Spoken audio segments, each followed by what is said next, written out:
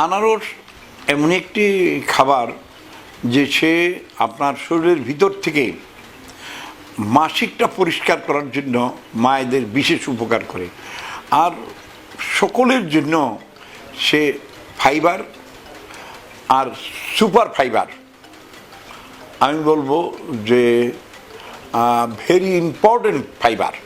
মানে ফাইবার মানে আঁশ মানে আমার খাবারকে, আমি যে মুখ দিয়ে খাবার খেয়েছি এই খাবারকে হজম করার জন্য আগুনের দরকার।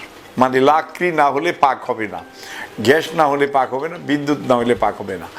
এই কাজটা করতে পারে আনারস। আনারস এত শক্তিশালী, কিন্তু তার সাথে শুধু আপনি ব্যবহার করবেন না দুধ আর আনারস একসাথে, মানে 5-10 মিনিট পরে ছাড়া একসাথে খাবেন না।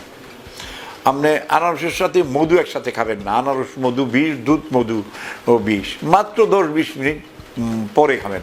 কিন্তু আবার দধি এবং আনারস ওষুধ, আপনি দধির সাথে আনারস খেতে পারবেন। কিন্তু আমি মনে করি যারা অক্ষম দম্পতি বলতে যাদের এখন বাচ্চা নেওয়ার দরকার নেই, এইসব দম্পতিরা সারা জীবন প্রতিদিন এক টুকরা হলেও আনারস খাবেন। তবে একটি আনারস একবারে খেতে পারলে মাসিক বন্ধ থাকলে এটা ক্লিয়ার হয়ে যাবে।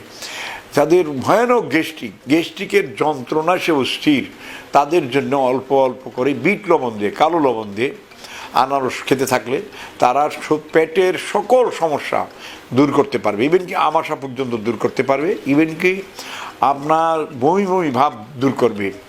আনারসের সাথে যদি আপনি লবঙ্গ দিয়ে আনারস খান, লবঙ্গ ভালো করে পিষে একটু কালো লবণ আর লবঙ্গ মানে মশলা লবঙ্গ, এটা দিয়ে যদি আপনি আনারস খান, আলহামদুলিল্লাহ বমি ভাবটা একদম চলে যাবে, ঝিমুনি ভাবটা চলে যাবে।